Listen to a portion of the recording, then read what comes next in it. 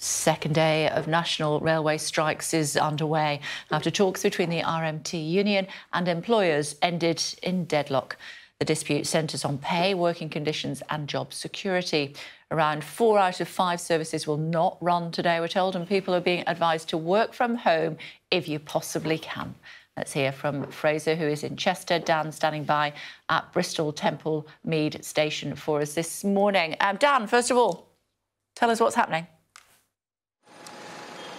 Morning, Kay. Well, you can see the picket line is in place outside Bristol Temple Mead Station already this morning. The figure of the number of trains running here reflects that national image. 80% of services cancelled here at Temple Meads. This is, of course, the major junction for trains in the southwest. You change here to go west to Wales, north up to Birmingham, south down to Devon and, of course, to London. There are a limited number of services running here, 5 services, some to London, some to Cardiff, some to Taunton and Plymouth in Devon and Westbury in Wiltshire. But the figures that we've just been handed in the last couple of minutes show that footfall on Tuesday's strike was down by 70%. So a real impact clearly here at the station, as many people are having to work from home. There's no rail replacement as such, so people are having to make alternative arrangements. Glastonbury started yesterday, as we all saw.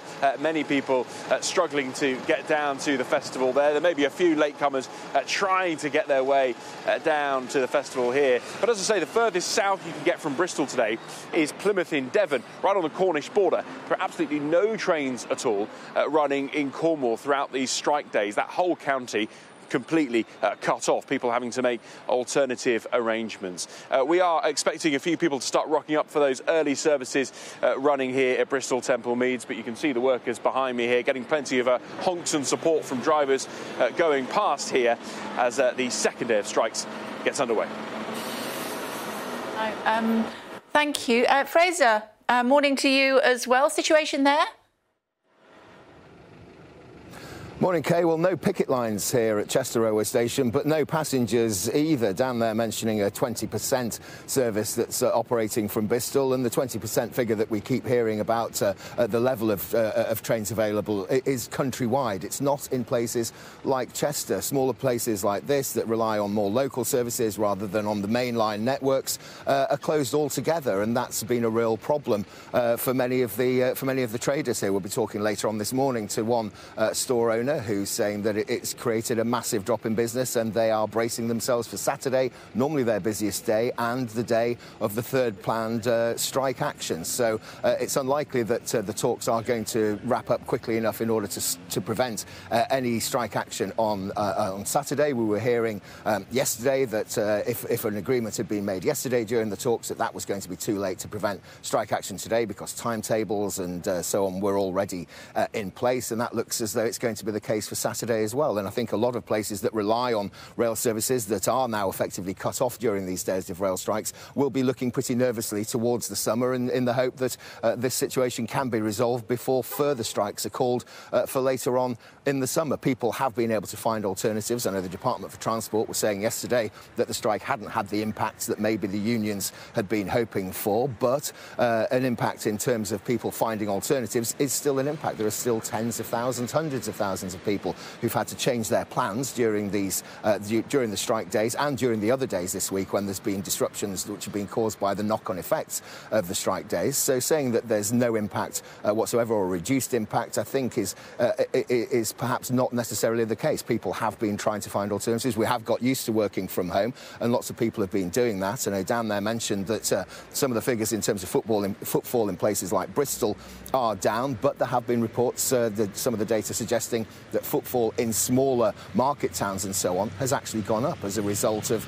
people working from home and going into the local town centre to buy their cups of coffee or to have lunch or whatever. So footfall in some instances has increased slightly, only slightly, and only in small market towns as a result of the strike action. But I think what's interesting is throughout the whole timeline of this event, from the initial vote that had taken place by the RMT members to go for strike action, and then the announcement of the dates of the strike action, and now that the strikes have actually started, the commuters and passengers that I've been speaking to still broadly support the strike action, saying that if that's what they need to do in order to get a reasonable wage, then that's what they need to do. OK, gentlemen, thanks for the update. Much appreciated.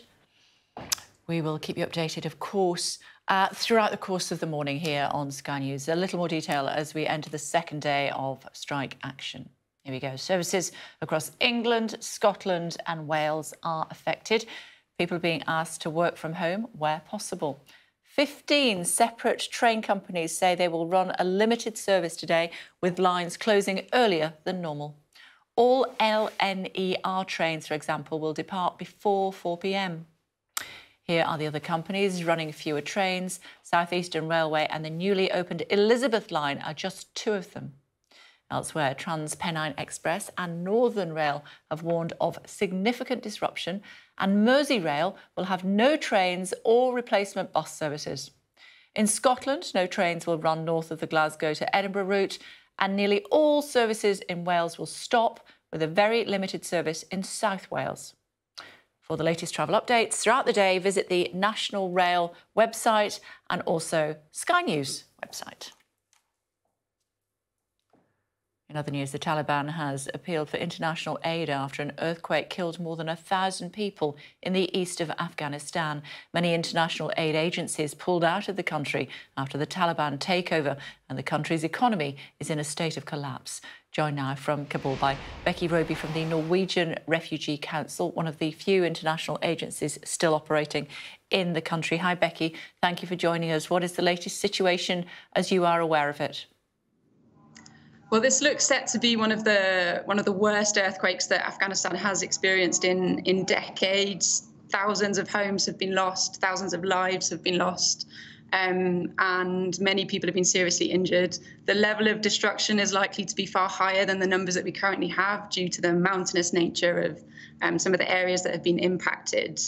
The focus for the Norwegian Refugee Council at the moment is to be providing humanitarian support to families that have been displaced, who have lost their homes. We have teams on the ground yesterday and today who are doing assessments and preparing to provide emergency cash support and shelter support in the form of tents. We hope to provide support to families in the long run, to find some sort of longer-term solution for their displacement. This is something that has been very challenging, long-term solutions in general in Afghanistan, since a lot of the development assistance to Afghanistan has reduced, and we've seen an enormous economic collapse in the country due to financial restrictions that have been placed on Afghanistan. Millions of Afghanistans are currently living on the edge of survival, have spent their savings and sold their belongings over the winter just to survive. And this makes them incredibly vulnerable to shocks like earthquakes or droughts or flooding. And ultimately, what we want to do is to reduce people's vulnerability to these sorts of shocks. And to do that, we need a functioning economy in Afghanistan, we need a functioning state, and we need development assistance. How well equipped are Afghan emergency services to respond to an incident such as this? The Taliban authorities have been leading the response, the humanitarian response so far, conducting search and rescue operations in the country, but their resources are limited. They're doing the best they can with the resources that they have, and humanitarian aid agencies like the Norwegian Refugee Council are doing our best to provide support to that, but it is very challenging in these circumstances. We know that at least 1,000 people have died. Potentially that figure could climb significantly as more aid workers arrive. What can outside aid agencies do to help?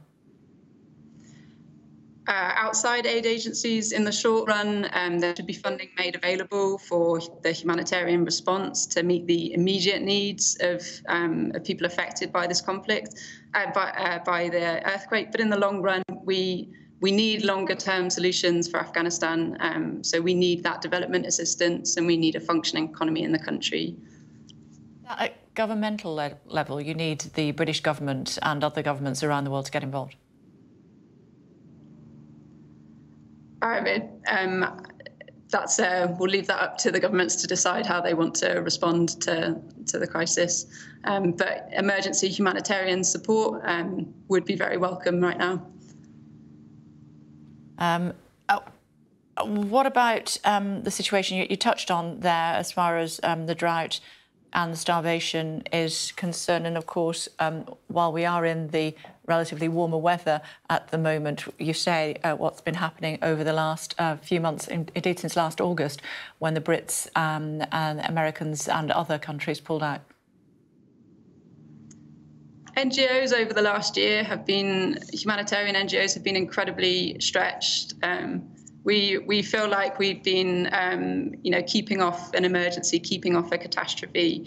And that's been possible due to finances that were made available for this emergency humanitarian response, but it's not something that can continue. There needs to be development assistance and the economy needs to be kicked back into action. What we really need is to change the narrative towards NGOs, towards Afghanistan at the moment. We don't want NGOs to be helping Afghans survive. We want to be putting Afghans in a position to thrive. And at the moment, we're not in a position to do that. We know that next year funding is probably going to decline for Afghanistan. There's a lot of competition at the moment, particularly with the Ukraine crisis, with Somalia, with Yemen. So we need better options in the long run for the country. And some concern that Western countries may not want to help support a country that's run by the Taliban, I suppose. There's a huge amount of hesitancy to do anything that may inadvertently legitimise the Taliban government. That's also something that's been challenging for NGOs who have remained in the country providing essential services. That we are concerned about possible risks, for example, under the sanctions to us. But I think what we want to be drawing attention to now is the impact on Afghan people of this political isolation of the country. We've managed to hold off a crisis, hold off an emergency in the country so far this year. But what will happen next year, as you mentioned, with the winter coming, it's quite uncomfortable to think about that. Yeah. Becky, a great job that you do. Thanks for taking the time to join us this morning. Much appreciated. Thank you very much. Thank you. Quick look at the papers for you this morning. Metro leads with the news about polio. Nationwide polio alert is the headline there. Also leading the Daily Mail, which says health chiefs fear it might be spreading in the UK. The iPaper also has that story on its cover with the headline, polio found in Britain for the first time in 40 years. And so does The Times, which features the NHS campaign to ensure children are vaccinated against the virus. Let's talk about it in more detail, should we? Dr. Devi Sridhar is with us now, Professor in Global Public Health at the University of Edinburgh. Hi, Doctor. Thanks for joining us. How concerned are we? Well, I think obviously it is concerning. Polio is a disease that we've tried to eradicate in all parts of the world. We had remaining cases in Afghanistan, Pakistan, Nigeria, and to see it here in London is obviously a worry. But on the flip side, we have a vaccine. It's part of the routine childhood vaccination program. So if any parents are there watching, if your child has gotten their usual NHS vaccine appointments and made those, then they will be protected from polio. The concern is that potentially children have not had this, not all children have had their second doses. When would a child routinely have a second dose? Well, you have right now polio vaccine split into kind of 4 parts, and that's given at various ages who are younger. And right now, they're not sure how far the extent is in London. They think it might be a small cluster, perhaps an extended family. This was found through sewage, which is kind of routinely tested for polio as part of the global polio eradication initiative. And so what they might do is bring it forward. So rather having it at 6 months or a year or 2 years, that actually perhaps they need to accelerate it. But I would say right now it still looks quite small in terms of the cluster that's there. It's not widespread community transmission. And also I know people think COVID, they think restrictions, they think public health. That's not core public health. Core public health is actually right now about finding those cases, trying to identify individuals, having them isolate, and use vaccination and other kind of mechanisms to try to manage this problem. How could this have happened, Doctor?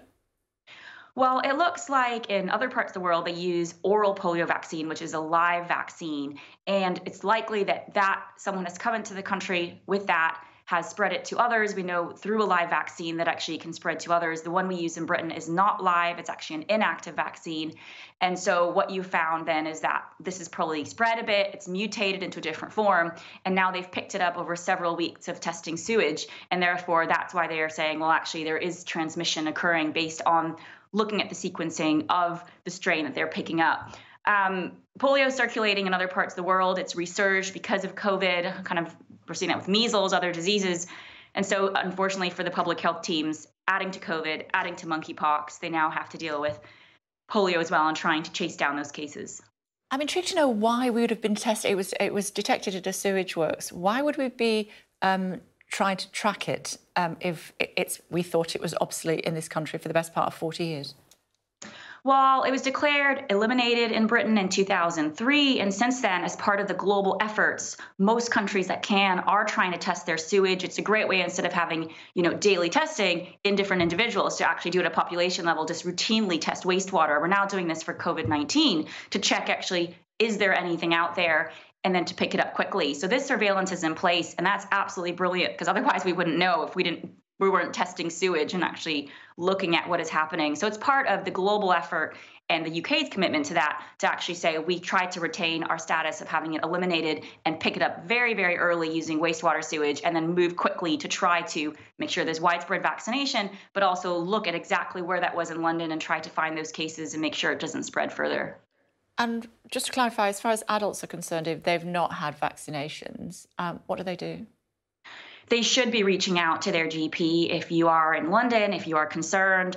If you also feel you might be particularly at risk, then you can also get a booster. There is a booster offered after about 10 years. And so I think right now there's not yet an impetus for a widespread mass vaccination campaign. It'll be really targeted right now to children who are unprotected.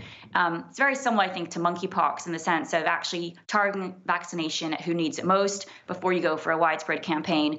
But it is a reminder that if you are unvaccinated and you feel like a false sense of security that these diseases aren't circulating, mumps, also, pertussis, measles, these are all coming back, and they are unfortunately finding people who are unvaccinated and making them unwell. If you have the vaccination, does that make you unwell for a little while? I'm sure that's what one of the questions will be to people who go to the GP. Actually, even better, if you are fully vaccinated, you are protected from infection. And with all the doses, it's 99 to 100% infected, and you likely cannot get polio or transmit it. So actually, that's how we've managed to also not have it around and eliminate it in most countries of the world. It really is a large step backward in global health. Again, we were chasing down, at one point, there were only 30 cases in the entire world, and conflict-ridden areas or extremely poor areas. So it's a step backwards, but again, we've got to be on our front foot in public health and try to chase down those cases and alert people to what's happening, and so they can also make sure they protect themselves and their families. Great to talk to you, Doctor. Thank you very much indeed for clarifying. Thank you. Thank you. Don't forget, no government minister or shadow minister today, because there are two by-elections taking place, one in Tiverton in Devon and one in Wakefield up in the north behind the red wall there. We will, of course, cover those for you from 10 o'clock this evening, and then we'll reflect on the results as they come in tomorrow morning on The Breakfast Show. Coming this morning, though, did Trump's team try to sway the election result? Lawyer and activist Dr. Shola and political commentator Scotty. They're quite a double act, aren't they? Both joining us a little bit later on. With just 1 in 5 trains running today and continued chaos at our airports, we'll be speaking to a familiar face on the programme, Simon Calder, later in the hour.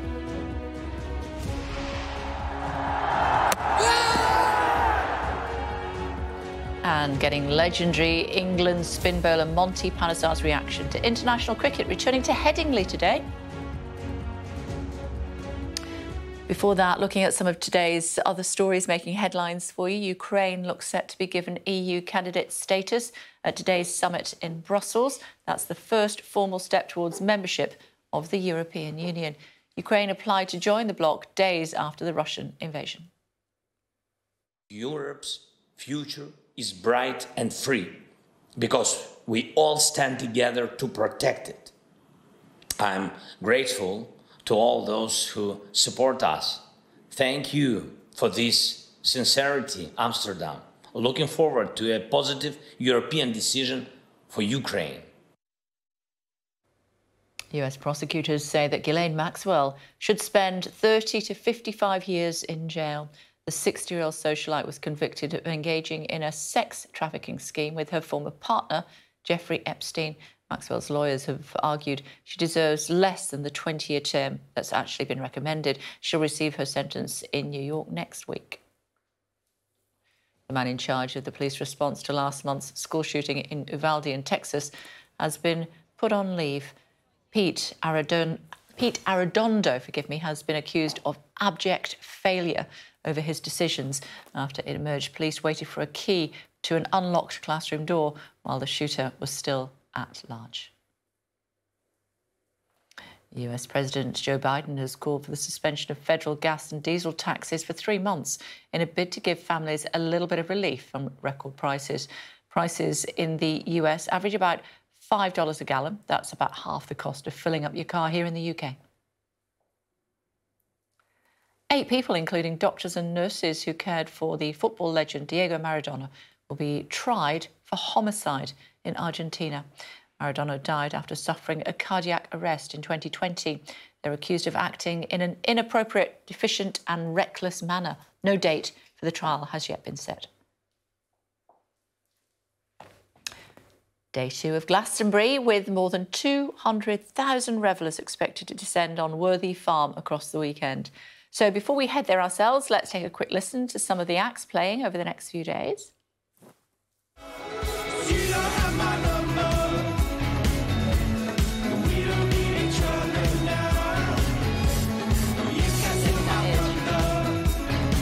I know who the next ones are then. Oh, yeah. Pet Shop Boys.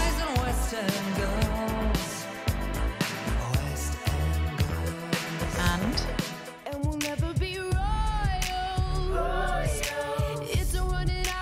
who is this? Dan, tell me who this is. It's Lord, apparently, ladies and gentlemen, from New Zealand. There you go. Fabulous. Arts and entertainment correspondent Katie Spencer is standing by. Of course, you knew who everybody was, didn't you? Morning, Katie. Yeah, my cameraman's enjoying himself. He was having a little dance. I just wish we could turn the camera around, but sadly you can't at this time of day. Yeah, music, the main music will get underway, of course, tomorrow. Friday is the big day when the big acts come into town and start playing. This time in between is really when you get to explore the site, you get to wander into the sort of strange, weird areas and come across unusual DJ sets, go and hang out with the sort of jugglers and the circuses and things like that. And so it's more about exploring at the moment, sort of enjoying the weirdness of Worthy Farm. The big music is coming tomorrow. But before that, of course, everyone here is having to face the fact that we've had this Met Office warning that torrential downpours are on the way. This glorious wall-to-wall sunshine that we've been having over the last couple of days is due to be replaced by the rain. That means umbrellas, the wellies as well are going to be coming out. And of course, that as well means strategically where you've placed your tent will really sort of come into its own. You definitely want to be at the top of the hill rather than the bottom of the hill where all the rainwater ends up.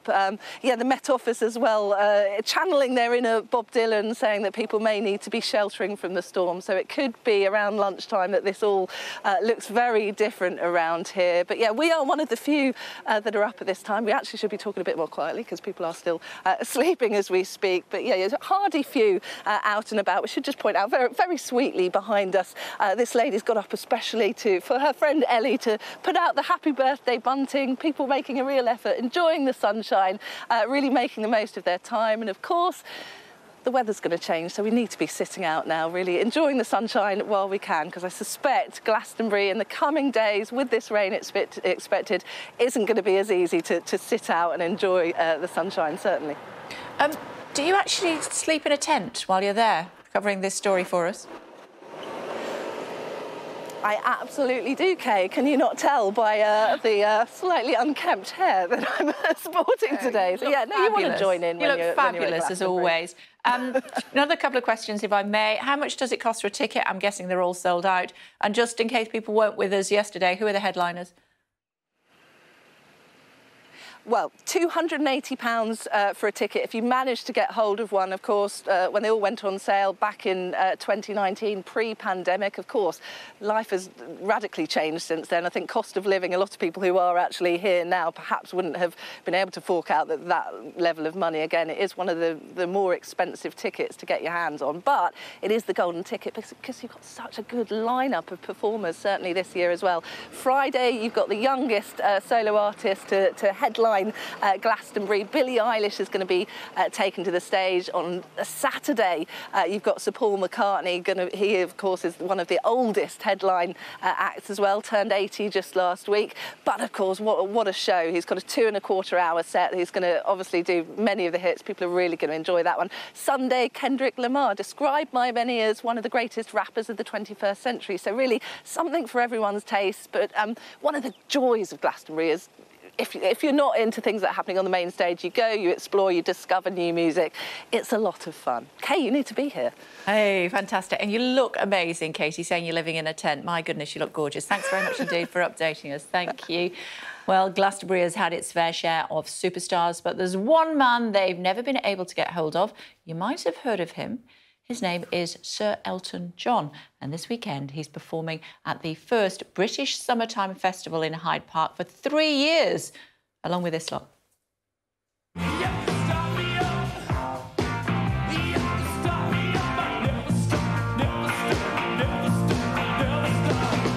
One of the big questions is who's going to be drumming for them? The Rolling Stones celebrating their 60th anniversary this year with a headline performance in Hyde Park on Saturday. The festival has been cancelled for the last 2 years due to COVID, and the virus threatened to derail it again this year when Mick Jagger announced that he tested positive last week, but he's been given the all clear to hit the stage. And just last night, the Stones packed out Milan's famous San Siro stadium. Yes, they did. Now, final test match between England and New Zealand today at Headingley. It'll be the first time Yorkshire has hosted international cricket since it was suspended by the English Cricket Board because of allegations of racism. Let's get the latest now from James Cole, who's standing by for us, Sky Sports, of course. Hi, first time that they have hosted this since all of that furore previously at Headingley. Exciting day, I'm guessing, for them. Yeah, you'd think so, wouldn't you, Kay? Exciting day, a day they'd want to mark, but we've not actually heard from anyone in senior management at the club this week to mark the return of international cricket here, which is interesting and surprising because 8 months ago, this club looked like it may go under. As you say, the ECB withdrew its right to host international cricket in order to bring through the reform, the changes it felt was needed, hitting Yorkshire in the pocket, if you like, in order to force change. Change happened. A new chairman came in Lord Patel. He sacked 16 members of staff, but I suspect the reason we're not hearing much from Yorkshire this week is because the wranglings off the field are still ongoing. Just last week, 6 of those staff won the first stage of their employment tribunal for wrongful dismissal. Meanwhile, their 2020 captain, David Willey, left the club, citing disappointment in the fact that Yorkshire are more interested in looking after their reputation than their players. And meanwhile, former board members are now criticising Lord Patel for the way in which he swept through those changes too rapidly, too quickly. So, yes, this is a very significant day. It's a great day for Yorkshire Cricket Club. Bringing international cricket back here, so important.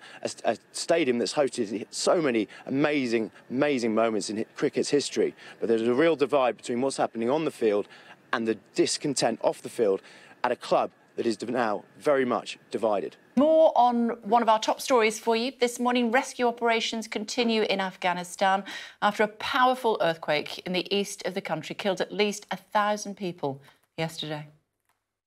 Well, this looks set to be one of the worst earthquakes that Afghanistan has experienced in decades. Thousands of homes have been lost, thousands of lives have been lost. We hope to provide support to families in the long run, to find some sort of longer-term solution for their displacement.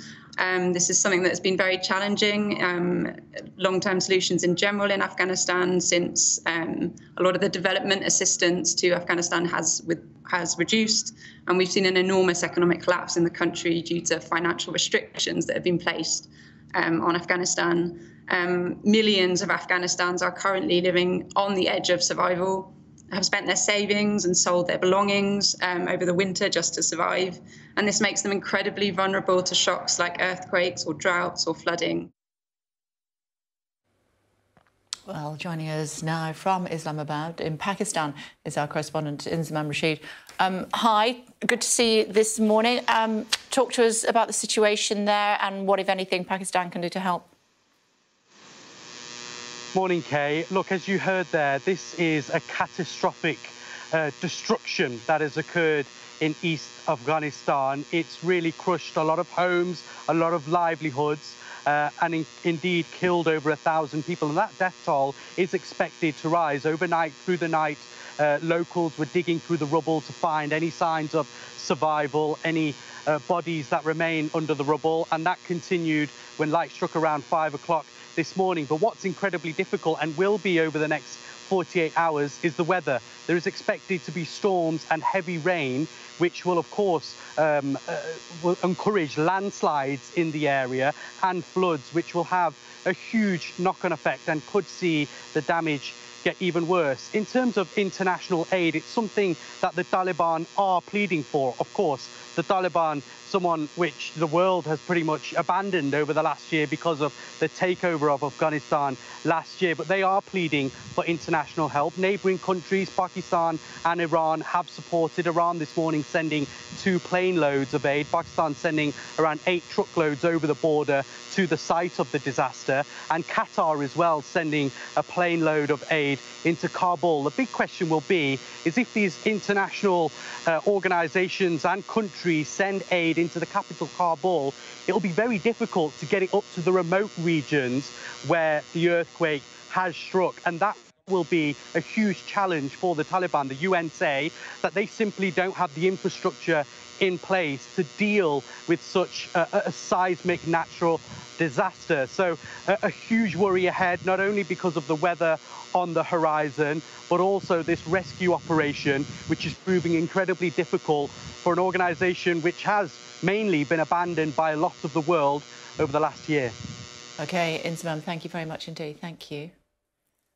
No politics today, but big issues as far as polio is concerned. That's right, polio. You might have thought it was consigned to the history books, at least here in the UK. We haven't had a case contracted here in the UK since the early 1980s. But now scientists at the UK Health Security Agency are concerned that they have found sewage samples in London which suggest that there is polio circulating. And they are urging anyone whose child has not been vaccinated or who has not been vaccinated themselves to go and get vaccinated to prevent this causing a wider outbreak, because, of course, the UK was declared polio-free about 2 decades ago. But the concern is that although most people in London and indeed the UK are fully protected against it because they have been vaccinated in childhood, there is concern that in some areas of London where vaccination rates are a bit lower than average, that this could start spreading. And so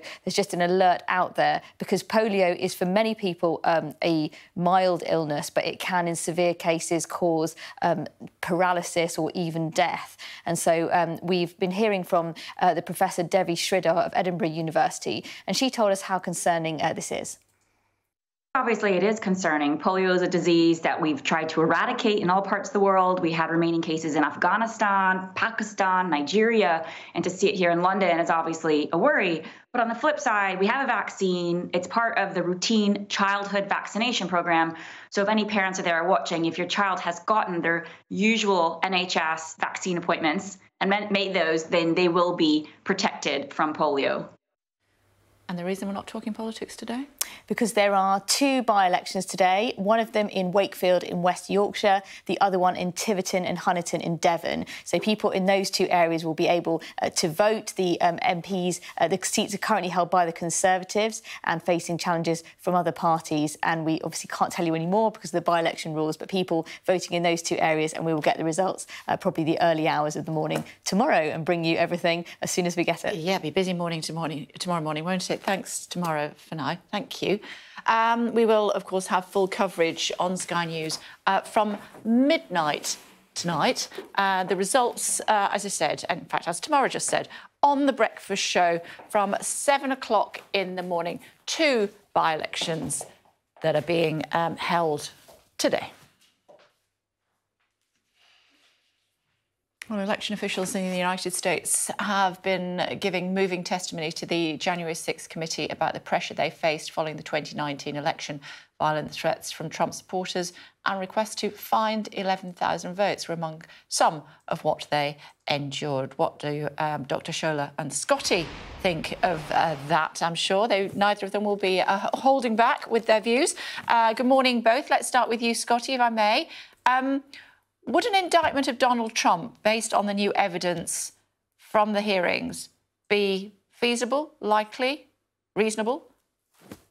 Well, good morning. And once again, I, like almost every single Republican, Kay, absolutely condemn the actions that happened on J6 that was violent and any illegal actions that happened by the people there or the encouragement. And I do agree that we do, as Americans, need to investigate to find out what those were. However, to look at this circus that is going on right now in the Hill as anything other than a partisan fishing expedition to sow deceit and to distract from the real issues that are facing America right now because of the Biden agenda is completely naive and turning a blind eye to the reality of what is going on.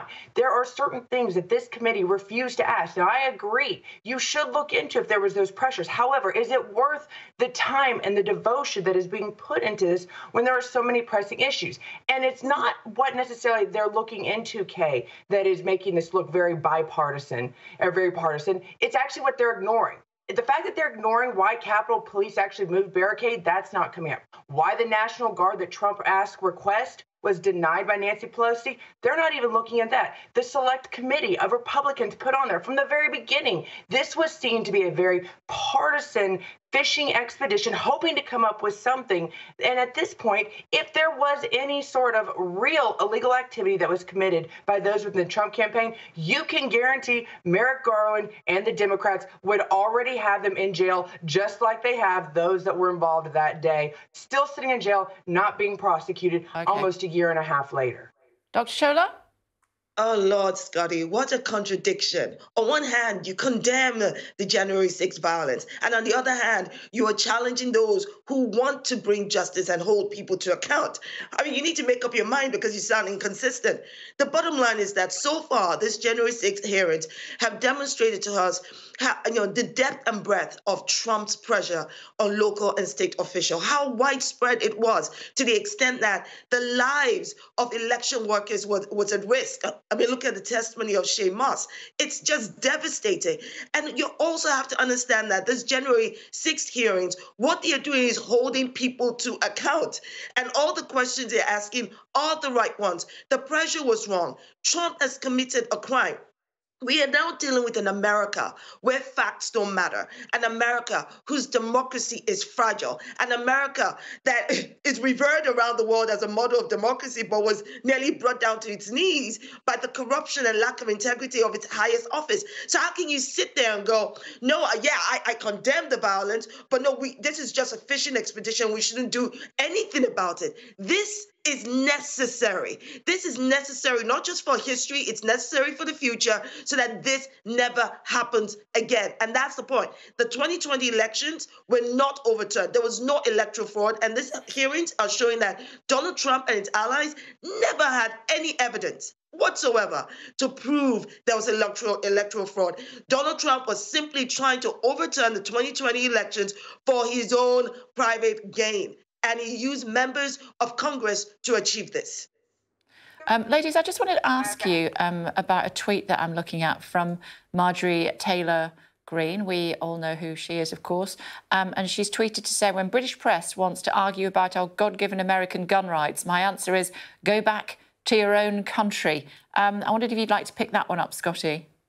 Well, that's almost a completely, obviously Marjorie Taylor Greene, I'll be the last person to try to explain some of her reactions. And especially right now, these are the issues that we are addressing here in the United States that Democrats don't want to do. Hence why they do want to distract. I mean, we just had a horrible school shooting and we're proposing gun legislation here in the United States. That should be the focus because that's actually affecting Americans. But to say that the focus is on the January 6th committee, that that's going to have any effect, and that if a crime was committed, I guarantee it would have already been prosecuted a year and a half, and Trump would be in jail for it, because guess what? Biden and his DOJ have done that, but they continue to hide 14,000 hours of J6 video that happened from the Capitol that day. They continue to hide. They have put no mention about the actual death that happened on Capitol Hill of Ashley Babbitt. This is all a partisan to distract from the real issues. When in reality, if Democrats actually had some real heart, they had some real belief in their agenda, that's what they would be focusing on instead of this distraction, which, by the way, is only hurting their continued chances. And if they really cared about the safety of Americans, they would ask the DOJ to investigate who exactly laid the pipe bombs in front of the RNC and the DNC. Can I respond? We only have limited time on TV. Can I respond? Can I respond? Yes. Thank you very much. Thank you, Scotty. I think the entire world watching this, the viewers can see how you, distracted from the question that was posed to you about gun rights. And can I just answer that? That the answer to the gun rights and the gun control bill has been on there, but the Republicans have been the ones stopping it because they're in bed with the NRA. Let me just put that out there. The other point you're just raising again about the January 6th hearings, all this talk about the Capitol Police, all of that can be looked at, but why can you not say that Trump and the members of Congress, Republicans, should be held to account? And why can't you talk about the devastating results and what the testimonies that we're hearing? Why can't you speak to that? And that to me tells me that as far as I'm concerned, you're in agreement with this, because the Republican Party has become the party of apologists. And that's what you sound out right now, like an apologist. It has become the party of insurrectionists. And this is wrong. No matter how much you want to bring up the Capitol Police, we can go through every single point, how long it took Trump to call out for any kind of assistance, because it took him a long time. But the bottom line here is the rut starts from the top. And that top at that time was Donald Trump, and he has to be held to account. Scotty? Well, the thing is, it's not about accountability. We believe in accountability. The Republican Party is. That's the problem with this. If you want true accountability, it's all about one side. If you wanted true accountability, if that's what the Democrats were seeking, then they would have allowed the Republicans to actually go in and put who they want on the committee. Instead, it was a very select Liz Cheney, Adam Kissinger. It was a very weak. And that was the whole point from the very beginning. This was going to be a fishing expedition. And once again, the DOJ has done all of this research, and yet they cannot find the simple answers as to who put the pipe bombs in front of the two largest political parties in the United States. Hold on, ladies, thank you. You've had your go, Dr. Shola. Let Scotty speak, and then you can respond as a result. Scotty, away you go. So once again, if Trump had actually committed crimes, and once again, what was the crime that he committed? Shola keeps saying, he committed a crime. What was that exact crime? And if you know of this crime, can you tell it to the Attorney General? Can you tell it to Congress? Because they have yet to find the evidence to charge him with a single thing. So maybe you're smarter, and I assume you are, than all of Congress that is putting on this multi-million-dollar charade. But at this point, there hasn't been a crime. There hasn't been an arrest. And it looks like there won't be one, despite just a major PR campaign. Scotty, well, it appears that you suffer from selective amnesia, so please let me help you out. When you say the Republicans were not part of this, they were invited. They rejected it. Mitch McConnell rejected being part, and actually he did not allow other Republicans to take part. Those who did take part have been treated like, pariahs. So don't make it sound like the Republican Party were not invited to be part of this process. They weren't. And then when you ask me a question like, what did Trump do? 2 years after the fact, after everything we've all seen. I mean, I mentioned the fact that we all know that he called state, lawmakers, that he met with them. He made threatening phone calls. He was asking for 11,000 votes. He is not meant to do that. That is corruption. That is corruption, Scotty. How is that not obvious? And look, and maybe, yes, the January 6th hearings are going through the process to gather all of the evidence, to make it as transparent as possible. But in 2022, my dear Scotty, you cannot be asking me the question, or anybody else the question, what did Trump do wrong? He did plenty wrong. He did everything wrong. And the entire world and its grandmother can see that. But obviously they can't. Maybe the entire world can, according to you, but the Attorney General can't, the Department of Justice can't, and even the Democrats can't, because they cannot build up enough case to justify the arrest and prosecution of Donald Trump, even a year and a half later, supposedly with all of this evidence. You might not agree with what he did. I don't agree with everything, but that doesn't make it illegal. Big difference. No, it does make it illegal. This is part of the process. It's part of the process, asking the questions, speaking to witnesses, gathering the evidence. That is part of the process. So maybe you shouldn't jump that hoop yet. Let's see how it goes. Well, a year and a half later, when everything is so public, the hoop's already been jumped through. The hoop's been thrown out the window. This is all about making sure that Trump does not run in 2024 and demonizing. This is really a Hail Mary's chance of the Democrats to try to salvage whatever they think they're going to be able to handle in November, and demonize the Republicans, and hopefully demonize anybody that would dare identify to be Republican. Okay, we started with you, Scotty, so we must finish with Dr. Shola very quickly, 30 seconds, if you would. All right, Scotty, the fact that there's a hell chance of the Republican Party having Donald Trump as its 2024 candidate says all there has to be said about the Republican Party.